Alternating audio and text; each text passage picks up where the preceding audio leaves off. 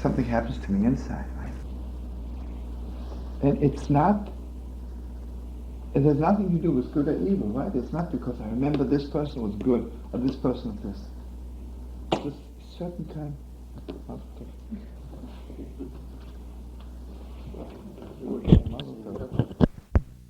I didn't make myself clear, it doesn't matter, but right now that's what I'm saying. Hashanah. 2 books are open. And again, just soak it in, inhale it. The book of life, and God forbid, the other book. And on Rosh Hashanah, on New Year's, we sign our name in either book.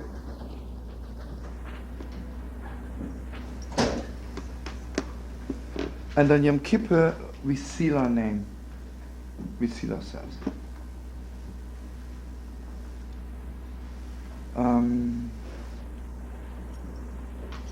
How do you sign? Sign your name, right? You seal your name. And again, let it be very clear to you, it is absolutely us who's signing. Everyone is signing himself. Because you have to know something very, very deep. Whatever is coming down from heaven, it is unbelievable, that God doesn't do anything without consulting us. It's unbelievable. God does not do anything without consulting us.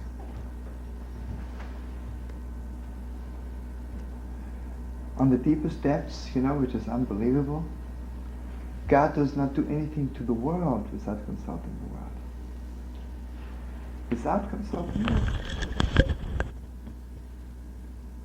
It's awesome to think, Imagine, God forbid, let's say, it should never happen again to the world, but imagine before war in the world, so to speak, God asked the world. It's unbelievable. Again, just soak it in now, maybe it'll come more clear, but just But Rosh Hashanah is more than consulting. On Rosh Hashanah, Mamish, I'm signing my name wherever I want to.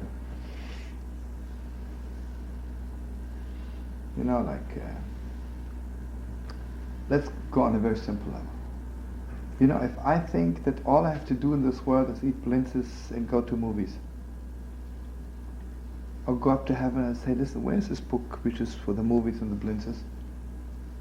Show me this book. It's not the book of life.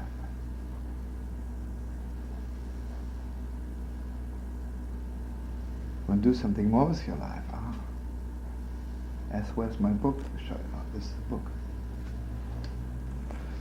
Okay. Just bear all this in mind.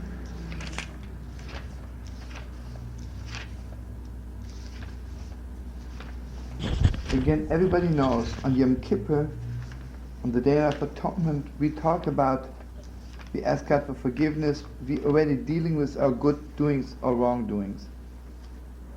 On Rosh Hashanah, we are not talking about what I did in the past or what I didn't do. I'm not interested in what you did yesterday, right? God says to me, brother, I just want to know what you want to do tomorrow. Forget about yesterday. Meaning to say, a person who failed all his life. Maybe yesterday I was the lowest creep in the world. Rosh Hashanah, something happens if I want to, right? Again, just bear with me, we'll get to it. That last year I was looking to make a few more dollars. I say, listen, give me that book with the dollar bills. I said, okay, this is the book. And again, please understand me. When we talk about life and not life, God forbid, we're not talking that, God forbid, if you sign your name in the book of not life, it means you have to take off the next day. We're not talking about that. You might live 120 years, You might even live 1,000 years, But you are not written in the book of life. What a miserable life, right? What a miserable death. And again, somebody who writes his name in the book of life, we hope, we pray and for long life. Right? But the most important thing is doesn't depend how long you hang around this world. The question is, what are you doing in this world? Again, if I love somebody very much, I'd rather spend with them 5 minutes than 2,000 years with somebody I don't love so much. Okay, this is what Reb Nachman says. This is the deeper steps. But again, Rosh Hashanah is the judgment day. What's the judgment day of Rosh Hashanah? Just open your minds, friends. It's mind-blowing. He says on Rosh Hashanah, God is not judging my deeds. God is judging my name. Listen to this deeper steps. Because you have to know something. Everything I ever did becomes part of my name. It's carved into my name. Everything I ever did. In this lifetime and another lifetime. Everything I ever did. Every thought.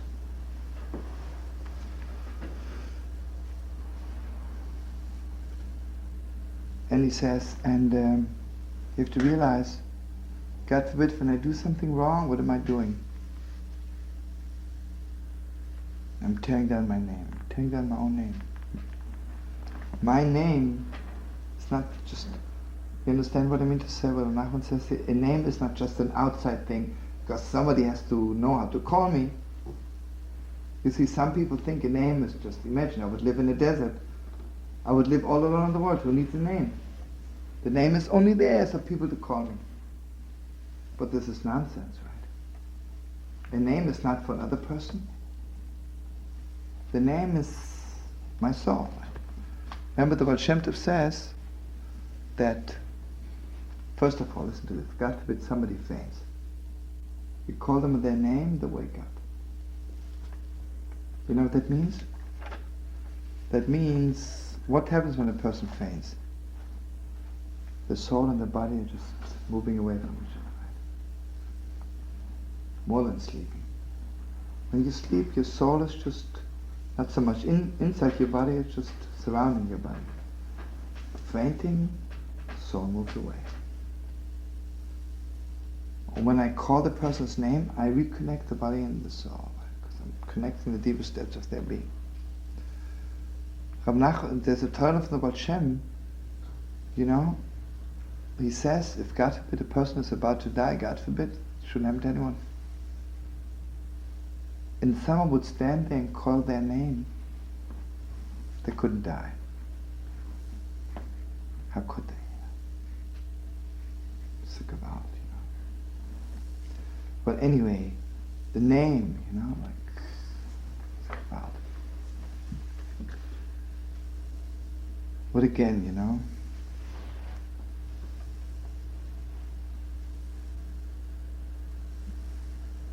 and again, I want you to think of it in a very deep way. The more I love a person,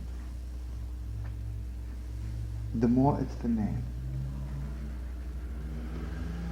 Imagine I will say to somebody, someone asked me about Danny. Oh, sister, you mean the doctor, right? The name Danny doesn't mean that much to them, right? Oh, Danny's a brother-in-law. Danny's really something, The more closer you are to a person, the less, it's not what they do, what they don't do, right? It's the name itself. And basically, that in Hebrew and in our Jewish tradition, there is no such a thing as a family name, second name. There's only a first name. That's all there is to it. The whole thing, I say, the added name is already taking off individuality. There is mamish my name, that's it. In Hebrew, how do you know who the person is? You say this person is the son of this person, right? Because it's the highest connection to the world, right? You'd ask, who's this woman? You'd tell her, she's the daughter of this one. Right? There is no family names. There's a whole thing in the Gemara. What do you do if two people live in the same city and their name is Yosef, the son of Shimon? You know, it's a whole thing. So then you say, then you have to add their grandfather. Because this is impossible already. Two names, the same fathers and the same grandfathers, mostly, unless Chvais. But that means it's what's of importance to the holy rabbis to talk about it. Okay, the name.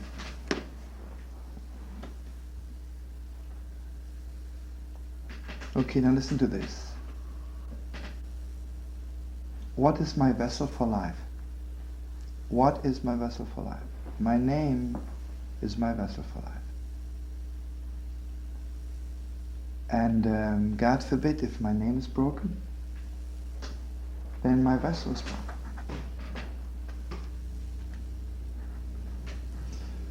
And you have to realize something very, very deep. You think my name is only in this world? My name is from heaven to earth. Between here and eternity is my name. It's an unbelievable, earth-shaking thing. What happens on Rosh Hashanah? It says God opens the book of memories. I mean, God remembers everything. But that means suddenly, listen to this very deep. What happens when you remember somebody? Remember the name, right? Strangest thing. Name. Especially when it comes to memory. When you meet somebody, it may not be so much the name, right? When you remember somebody, that's the name. So Rav Nachman says, what does it mean in heaven they open the books of memory? Sefer Zechonos? That means in heaven they look into your name. Now listen to this deeper steps.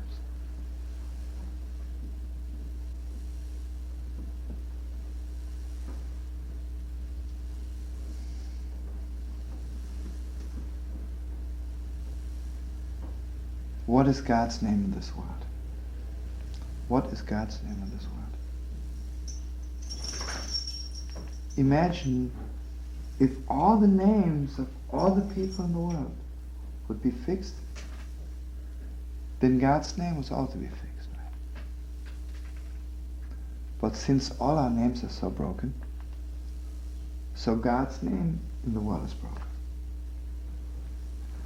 So if God's name is broken, it means His kingdom is broken. If God's name is broken.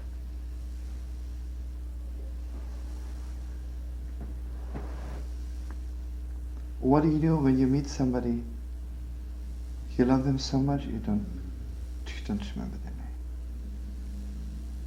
What do you do then?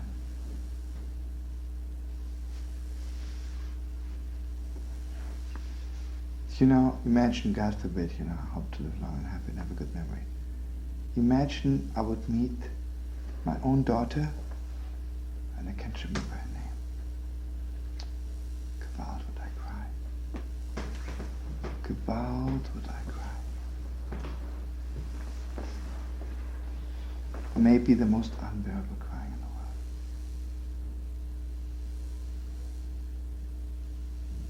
Imagine I would meet my father and can't remember his name. But imagine something more unbearable. I would look in the mirror, can't remember my own name. Just can't remember my name. Don't have a name anymore. Okay, so just bear this in mind. Rosh Hashanah, the beginning of Rosh Hashanah is, if you remember, we blow the shofar. We blowing the shofar means we don't have the words yet. We're just blowing the shofar, crying like mad, without words. Just remember this. We're blowing the great trumpet. We have no words. We don't remember the name. And again, just bear this in mind, on Yom Kippur, the highness of Yom Kippur is that the high priest walks into the Holy of Holiest and he pronounces God's name. Mama, she brought it back, right? All the fixing of Yom Kippur is that the name is fixed again. God's name is fixed, and my name is fixed, right? But again, if I'm a tzaddik, if I'm a holy person, then I sign my name Rosh Hashanah, right? I know my name.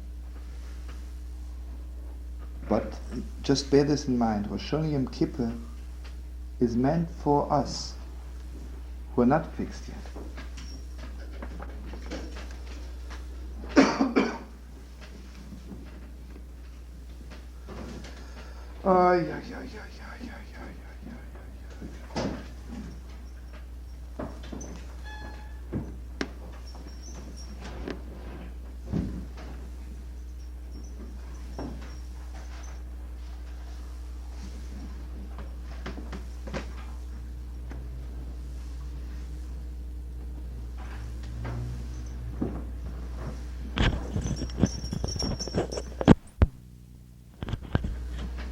You know, why is it so good? Imagine, I will say, the Holy Bat Shem.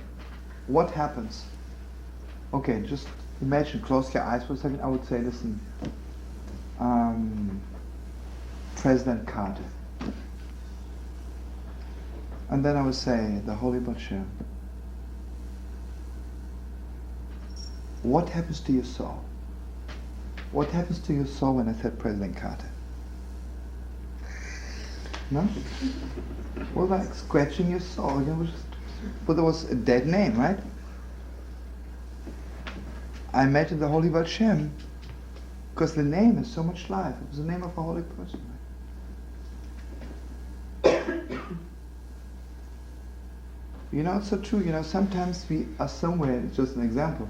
Someone mentions somebody's name, and Mama feels he was live, because that person's name is fixed. Sometimes might be a little person, and you might think this person didn't do anything in their lives. But when someone mentions their names, you smile. Means the name is fixed. Right? It might be somebody else who you think is the greatest person in the world, but when they mention the name, just, you know, means the name isn't fixed.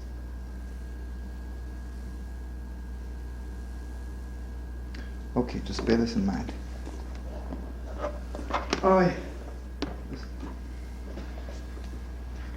In life, there are 3 levels of life. You can just bear with me, listen to this.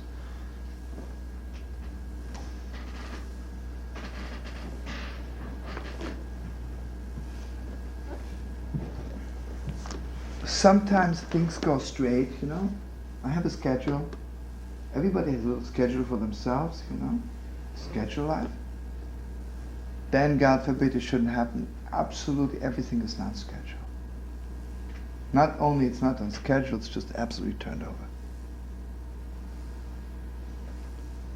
But then there is something which is deeper than all this. Let me explain it this way.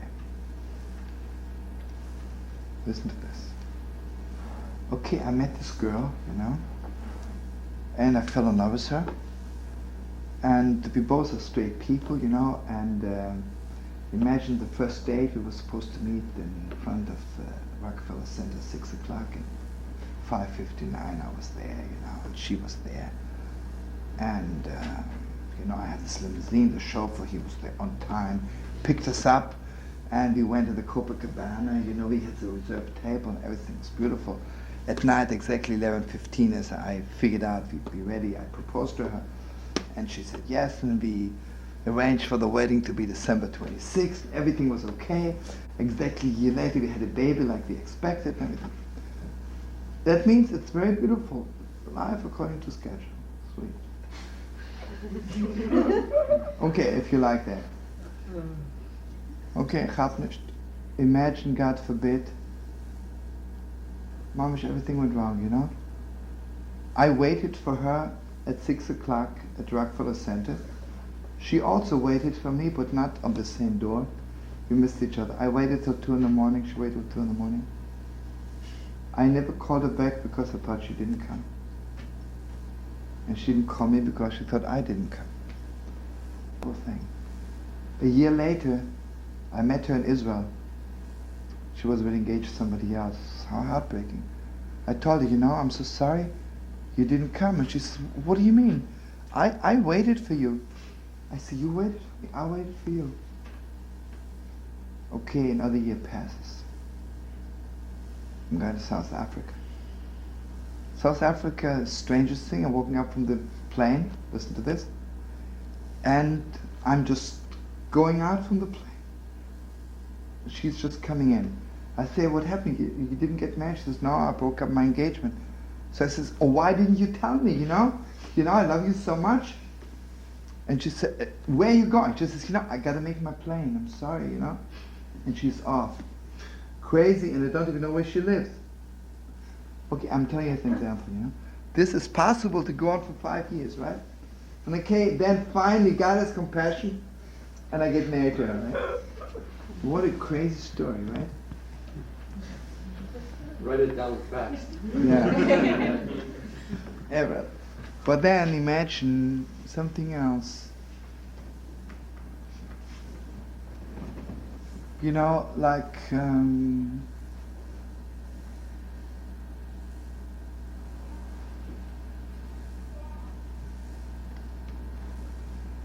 okay, I met this girl,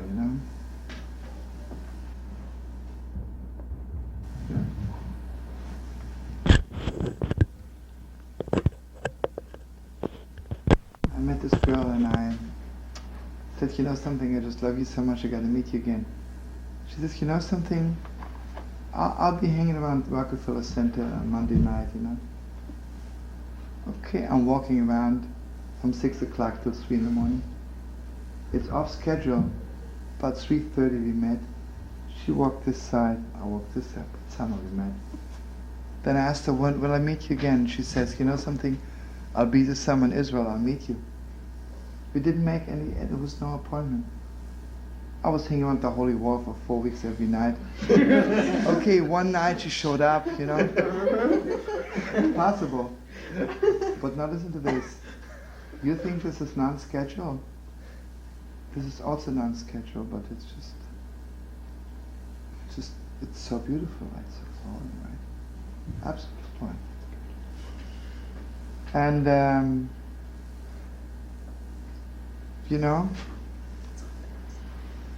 I'll tell you something crazy, Some people, they know their wedding date 10 years ahead, One night we met and we decided, what? Let's get married next week. Just like this. We call up our friends, we make it fast, we get married. They'll say, listen, you got to invite people at least 2 months in advance. Say, never, heartbreaking, it's never there from those non-scheduled people. I says, no, I'm beyond schedule. It's beyond. Much beyond. I'm not the clock person.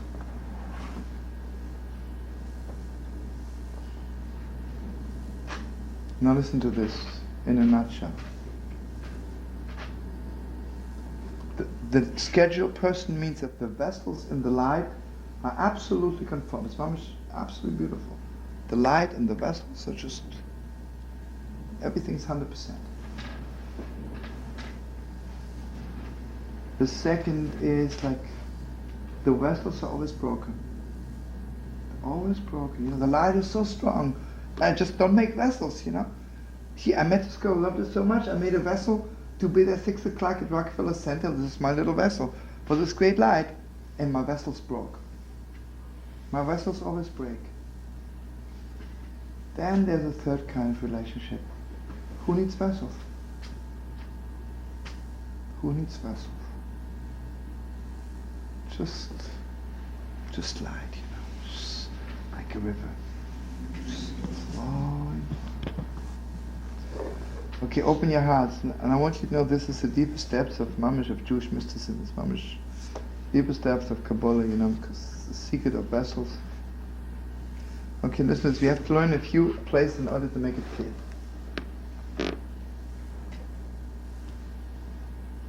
Okay, now listen to this. If you speak Hebrew, it's going to be stronger. Basically, the Aleph base is Aleph base Gimel Dalet Hey. Like we would say in English, peace. What's going on there, darling? ABC, but the English letters without hurting it, but doesn't really have that much holiness, so it doesn't fit. But Aleph base Gimel Dalet Hey, so strong. And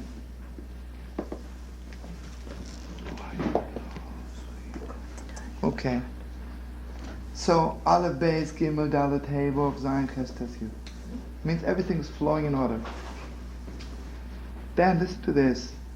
There is Tov, Shin, Reish, Kuf, Tzadik Pei, like going backward. Listen to the deeper steps. This is just unbelievably deep to remember. The month when we came out of Egypt is called Oviv, means Aleph base, means everything is in order.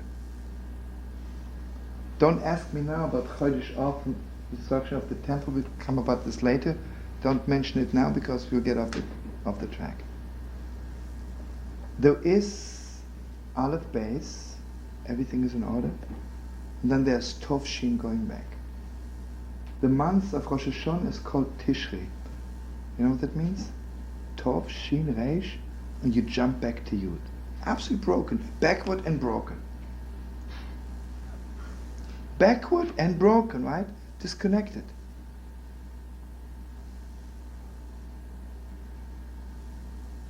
So what happens to you when you're broken and disconnected? There's no words anymore, right? All you can do is mamish cry. Mamish cry. How can I explain somebody else? Imagine if I would explain somebody else my disconnectedness, my brokenness, I would have to go first tell them exactly the way I was supposed to be, right?